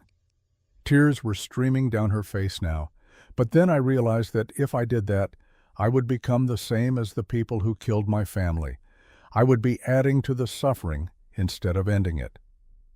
So I chose silence. I chose to watch and learn and wait until I could find a better way. She looked at Victor with eyes that held no hate, only a bone-deep weariness. "You have a choice now," she said. "You can die and let your father win, let him turn you into his final victim. Or you can live and try to be better, try to do something good with the life you have left. It will not erase what you did, nothing ever will, but it is better than adding your death to all the others." Victor stared at her, this Apache girl offering him mercy he had not earned, compassion he did not deserve. Something broke inside him. He dropped the rifle and buried his face in his hands, his whole body shaking with sobs. Ayana stepped back, swaying slightly. Kimimela rushed forward to catch her before she fell. Speaking those words after 5 years of silence had cost her everything she had left. I walked over to Haloka, who had managed to stop the bleeding from her shoulder. "We should go," I said quietly, "before anyone changes their mind." She nodded, but her eyes were on the cabin, still burning, consuming everything they had managed to salvage. Consuming Woya's body, consuming the supplies they had gathered, consuming any hope of staying here. "We do not have enough water to make it to the next town," she said. "We do not have enough food. We have 5 horses for 6 people. Most of us are wounded. How do we survive this?" "I do not know," I admitted, "but we survived tonight. That has to count for something." Shapa limped over to us, her shoulder wound bleeding through the makeshift bandage Ayasha had applied. "We should take their horses," she said, gesturing to the animals Hargrave's men had left behind in their retreat, "and their supplies. They owe us that much." It was practical. It was also theft from men who had just chosen not to kill us. But survival did not have the luxury of perfect morality. "Do it," Haloki said. "Take what we need. We leave in 10 minutes before they come back with reinforcements or regret." The women moved quickly despite their exhaustion and injuries. They gathered horses, saddles, water, ammunition, dried food, everything we would need to make it to the next town, maybe 50 miles north. I walked over to where Victor still knelt beside his father's body. The sergeant had left, along with most of the other men. Only 2 remained, standing guard over their former employer's corpse, unsure what else to do. "You should bury him," I said to Victor. "Why?" Victor asked without looking up. "He does not deserve burial rites. He does not deserve anything but to be left for the scavengers. He is still your father, and you will regret it later if you leave him like this." Victor laughed bitterly. "I regret everything already. One more regret will not matter. Then do it for yourself, not him. Do it so you can start letting go of what he made you." Victor was silent for a long moment. Then he nodded slowly and stood up, wiping his eyes. "Will you help me?" he asked. "I do not think I can do it alone." We buried Benjamin Hargrave in a shallow grave behind what was left of the cabin.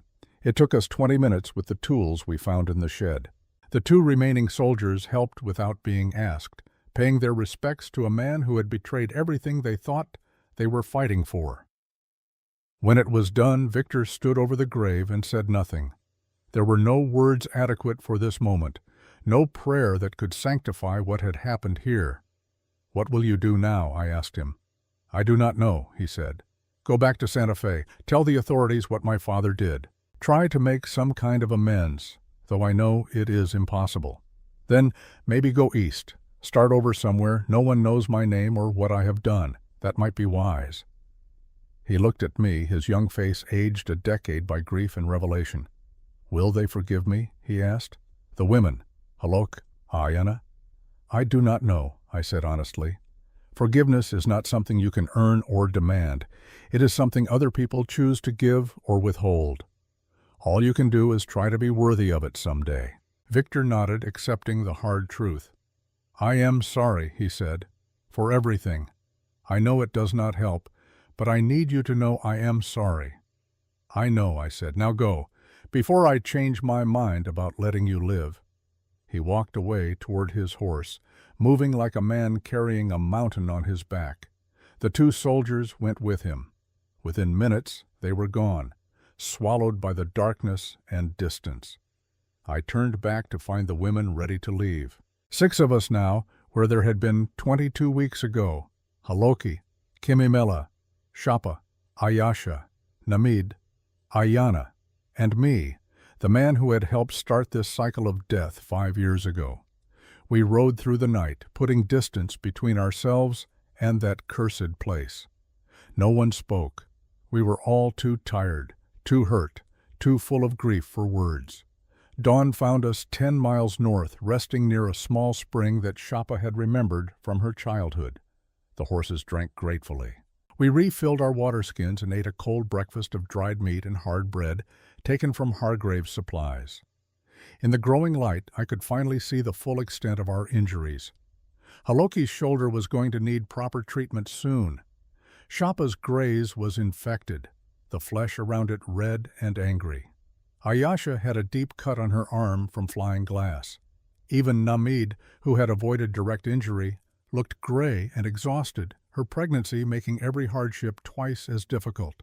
"We need to reach a town," I said. "Get you all to a doctor, get proper supplies." "The nearest town is Fort Defiance," Haloki said, "maybe 40 miles northeast. But they do not welcome Apache there. They barely tolerate us, even when we have done nothing wrong. Then we will tell them the truth. We will tell them what Hargrave did. We will make them listen." Haloki smiled grimly. "You have more faith in white justice than I do. Maybe. But we have to try." We mounted up again and continued north as the sun climbed higher. The desert stretched endlessly in all directions, beautiful and terrible in equal measure. Red rocks and white sand. Blue sky and black shadows, a land that demanded everything and gave back only what you could take. Around midday, Namid suddenly cried out and slumped in her saddle. Ayasha caught her before she could fall. "The baby," Namid gasped. "Something is wrong." We made camp immediately in the shade of a massive boulder. Ayasha examined Namid while the rest of us formed a protective circle, watching for any threats. "She is bleeding," Ayasha said quietly to Haloki. "Not much, but any bleeding at this stage is dangerous. She needs complete rest. She needs medicine I do not have. She needs a real doctor." "How long do we have?" Haloki asked. "I do not know. Maybe days, maybe hours. Her body has been through too much stress. The baby is trying to come early. Can we move her?" "Not safely. Every movement increases the risk." Haloki looked at me, her face tight with worry. "You need to go ahead," she said. "Ride to Fort Defiance. Bring back a doctor if they have one. Bring back help." "That will take at least a day," I said. "Maybe more." "You will be vulnerable here. We are vulnerable everywhere," Haloki said. "But Namid needs help we cannot give her. You are the only one who can get it." "I do not want to leave you," I said, surprised by how much I meant it. "I know. But this is how you start making amends, by choosing their lives over your comfort, by doing what needs to be done even when it is hard." She was right. She was always right. "I will bring help," I said. "I promise." "Do not make promises you cannot keep," Haloki said. "Just do your best. That is all anyone can ask." I rode hard for Fort Defiance, pushing my horse as fast as I dared across the broken terrain. The sun beat down mercilessly, turning the world into a furnace. I stopped only to let my horse drink and rest, then pressed on again. I reached the fort just as the sun was setting, my horse lathered and exhausted. The guards at the gate tried to turn me away, said the fort was closed to civilians for the night. I did not argue. I just told them I needed to see the commander immediately, that it was a matter of life and death. Something in my face must have convinced them. They let me through.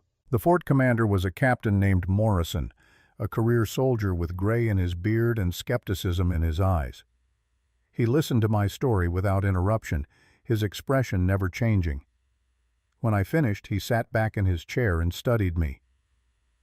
"So you are telling me," he said slowly, "that Benjamin Hargrave, the territorial governor, spent 5 years murdering Apache based on a personal vendetta that had nothing to do with actual crimes committed." "Yes." "And that you were complicit in those murders because you helped him find his victims?" "Yes, and now you want me to send a doctor and supplies to help the very people you helped condemn?" "Yes." Morrison was quiet for a long moment. "Why should I believe any of this?" he asked. "Why should I not arrest you right now for admitting to crimes against the territorial government?" "Because Hargrave is dead," I said. "His son Victor shot him after Hargrave admitted everything. There are witnesses. There are survivors. The truth is going to come out whether you help me or not. The only question is whether you are on the right side when it does." Morrison stood up and walked to the window, looking out over the fort. "I knew Ben Hargrave," he said quietly. "Served with him in the Mexican War. He was a good soldier then. Brave, honorable. I do not know what happened to him over the years. What turned him into the man you describe? Power, I said. Power and grief and the freedom to indulge his worst impulses without consequences. Morrison turned back to me. I will send a doctor, he said, and an escort of 5 men, but they will bring those women back here, to the fort, where they will be safe and can recover properly. And you will stay here as well until I can sort out what charges, if any, need to be filed against you. Do you agree to those terms? I agree. Good. Get yourself to the mess. Eat something. Rest. You look like death warmed over. Thank you, I said. Do not thank me yet, Morrison said. This is far from over. He was right. But for now, I had done what I could. I had kept my promise to Haloki. The doctor, a grizzled old army surgeon named Porter, set out at dawn with 5 soldiers and enough medical supplies to treat a small war. I rode with them, despite my exhaustion, despite Morrison's suggestion that I stay at the fort. We made good time reaching the boulder where I had left the women by early afternoon. My heart was in my throat as we approached, terrified of what we might find, but they were alive, all of them. Haloki standing guard, rifle ready. The others gathered around Namid, who lay on a blanket in the shade. The doctor dismounted and went to work immediately, examining Namid with practiced efficiency. The rest of us waited, hardly daring to breathe. After what felt like hours, but was probably only minutes, Porter stood up and nodded. She will live, he said, and the baby will live if we can get them both to proper facilities quickly. She needs bed rest for at least a month, needs good food and clean water and warmth, but she is strong. She will make it. The relief that swept through the group was palpable. Ayasha actually laughed, a sound of pure joy that seemed impossible after everything we had been through. The soldiers helped us pack up the camp and prepare for the journey back to Fort Defiance. They were professional and courteous, treating the Apache women with a respect I had rarely seen from white soldiers. As we rode, Haloki brought her horse alongside mine. You came back, she said. You kept your word. I said I would. Most white men say many things they do not mean. I am trying to be better than most white men. She smiled slightly. You have a long way to go, but you are making progress. We reached Fort Defiance 3 days later. Captain Morrison had prepared quarters for the women, separate from the main barracks, clean beds, hot food, medical care. It was more comfort than they had known in weeks. Namid was taken directly to the infirmary, where Porter and his assistant kept watch over her around the clock. The rest of us were given time to rest, to heal, to begin processing what had happened. I was sitting outside my quarters on the 4th evening when Haloki found me. Her shoulder was bandaged properly now, and some color had returned to her face. Captain Morrison wants to see us, she said. Both of us. He says he has made a decision about what happens next. We walked to Morrison's office together. The captain was waiting with several documents spread across his desk. I have spent the last 4 days, he said without preamble, investigating your claims. I sent men to the cabin. They found Governor Hargrave's body where you said it would be. They found the bodies of the 3 Apache women. They found evidence of the fire, the battle, everything you described. He picked up one of the documents. I also interviewed Victor Hargrave, who returned to Santa Fe and turned himself in to the authorities. He corroborated your story in every detail. He has confessed to multiple murders carried out under his father's orders. He will stand trial. Morrison looked at me. As will you. I felt my stomach drop, but I nodded. I had expected this. However, he continued, I have also received testimony from 5 survivors who state that you saved their lives, that you fought beside them, that you risked your own life repeatedly to protect them. He set the document down.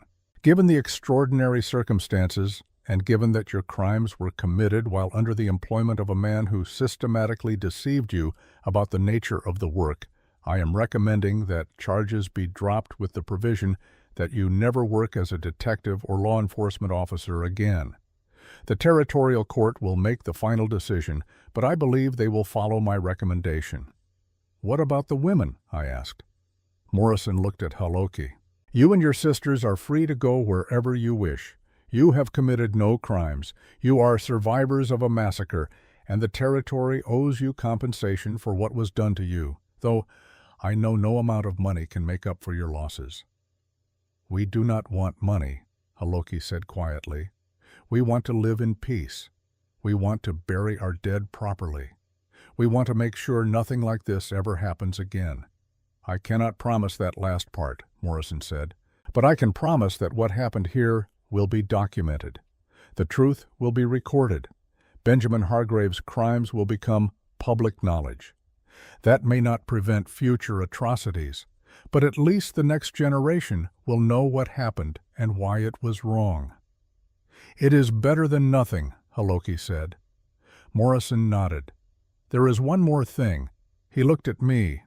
"Several of the Apache women have petitioned me to allow you to accompany them when they leave. They say you have proven yourself trustworthy. They say they need someone who understands both worlds to help them navigate what comes next. What do you say?" I looked at Haluk. She was watching me with an unreadable expression. "Is that what you want?" I asked her. She was quiet for a moment. "My husband Kuruk made a terrible mistake," she said finally. "He thought violence was the answer to violence. He thought killing innocent people would somehow avenge our dead. But all it did was create more grief, more pain, more reasons for people to hate each other." She took a breath. "You also made terrible mistakes. You helped murder innocent people because you believed the lies you were told. But then you tried to make it right. You stood with us when you could have walked away. You risked your life for women who had every reason to kill you." She paused again, choosing her words carefully. "I do not forgive you for what you did 5 years ago. I may never forgive you, but I respect what you are trying to become, and yes, we would welcome your help if you choose to give it."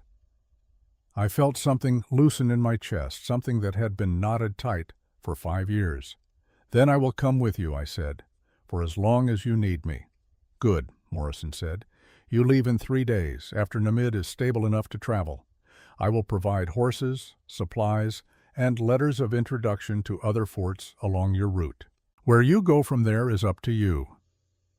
3 days later, we rode out of Fort Defiance. 7 of us now. Haloka, Kimimela, Shapa, Ayasha, Namid, recovering but strong enough to ride with help, Ayana, and me. We headed north toward the territories where other Apache bands had settled, looking for a place where these women could rebuild their lives, could find community, could start healing from everything they had lost. It took us 2 months. 2 months of hard riding, of sleeping under stars, of slowly learning to trust each other fully. 2 months of Ayana practicing her voice, her words coming more easily each day. 2 months of watching Namid's belly grow, her baby fighting to be born despite everything working against it. We finally found what we were looking for in a valley in northern New Mexico. A small Apache community led by an elder named Tahoe, who welcomed Haloki and her sisters without question. They had land. They had water. They had peace. Namid gave birth 3 weeks after we arrived, a boy, healthy and strong. She named him Chenoa, after the old woman who had died trying to protect them all. I helped them build cabins, showed them techniques for storing food and managing livestock that I had learned in my years of drifting. In return, they taught me their language, their customs, their way of seeing the world. 6 months after we arrived, Haloki called a council. The entire community gathered around a fire as the sun set behind the mountains. She spoke in Apache first, then translated for me. "We came here broken," she said. "We came here carrying our dead. We came here with a white man who helped destroy us and who then tried to save us. Many of you questioned why we brought him, why we trusted him." She looked at me across the fire. "In our tradition, a chief is not chosen for strength or wealth or heritage. A chief is chosen because they put the community before themselves, because they lead by sacrifice, not by command, because they carry the burdens of others without complaint." She stood and walked around the fire until she was standing in front of me. "Cole Ashford," she said, You have proven yourself through your actions. You have bled with us. You have grieved with us. You have worked beside us to build something new from the ashes of what was destroyed. And so we ask you now, will you be our chief? Will you lead us not as a white man or as an Apache, but as someone who belongs to both worlds and can help us navigate them? I looked around the circle, at faces I had come to know and respect, at women I had fought beside, at children who had been born into this fragile peace we were trying to build. This is more than I ever hoped for, I said quietly, more than I earned through any action of my own. Perhaps, Haloki said, but we are giving it to you anyway. The question is, will you accept? I thought about the man I had been 5 years ago, the man who had followed orders without asking questions, the man who had helped bring death to innocent people because it was easier than standing up and saying no. That man was dead. He had died in that cabin in the desert, had burned up in the fire along with Benjamin Hargrave's lies and Victor's innocence. The man I was now was different.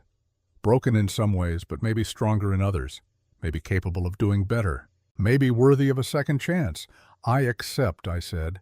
I will do my best to be worthy of your faith in me. The community erupted in acknowledgement. Some shouted approval. Others beat drums. Ayanna sang a wordless song that filled the valley with haunting beauty. Haloki placed her hand on my shoulder. "Do not let us down," she said quietly. "I will do everything I can not to," I promised. As the celebration continued around us, Kimimela appeared at my side. She had grown stronger over the months, had blossomed from a sick girl into a vital young woman full of life and determination. "So," she said, smiling up at me, "now you are our chief. Does that mean you have to marry someone in the tribe? It is tradition, you know." "Is it?" I asked, trying not to smile. "Absolutely," she said with complete seriousness. "Very important tradition. And I volunteer to be the first candidate." I laughed, really laughed, for the first time in longer than I could remember. "I will keep that in mind," I said. "You do that," she said, and walked away with a swing in her step that said she knew exactly what she was doing to me. Haloki had watched the exchange with amusement. "She has been waiting months to make that move," Haloki said. "You know that, right?" "I am starting to figure that out, yes." "And what will you do about it?" "I have no idea. I am supposed to be leading you all, and I cannot even figure out my own heart." "That sounds about right for a chief," Haloki said. "Welcome to leadership." The fire burned late into the night. Stories were told, songs were sung, the dead were remembered with honor and grief. The living were celebrated with joy and hope. As I sat there, surrounded by people who had become my family, I thought about the long road that had brought me to this moment. The mistakes, the guilt, the violence. The redemption earned through blood and sacrifice, and the simple act of choosing to stay when I could have walked away. I thought about Benjamin Hargrave, buried in an unmarked grave in the desert. About Victor Hargrave, facing trial for murders he committed in his father's name. About Woya and Muna and Chenoa, gone but not forgotten. And I thought about the future, about the children who would grow up in this valley. About the community we were building, Apache and white working together, proving that maybe, just maybe, there was another way forward. It would not be easy. There would be setbacks. There would be people who wanted to destroy what we were creating. There would be days when the old hatreds rose up and threatened to tear everything apart. But we would face those challenges together, as a family, as a community, as proof that redemption was possible, that change was real, that the past did not have to determine the future. In the distance, I could hear horses moving in their corral. Judah was among them, the faithful gray who had carried me through hell, and somehow found his way back to me 3 days after the battle. Shapa had found him wandering near Fort Defiance, still wearing his saddle, still waiting for me. Some bonds, I was learning, could not be broken by fire or violence or distance. Soon, only a few of us remained: Haloki, Ayanna, Shapa, and me. "Thank you," I said to them, "for giving me a chance I did not earn. for trusting me when you had no reason to." "Do not make us regret it," Shapa said. But she was smiling.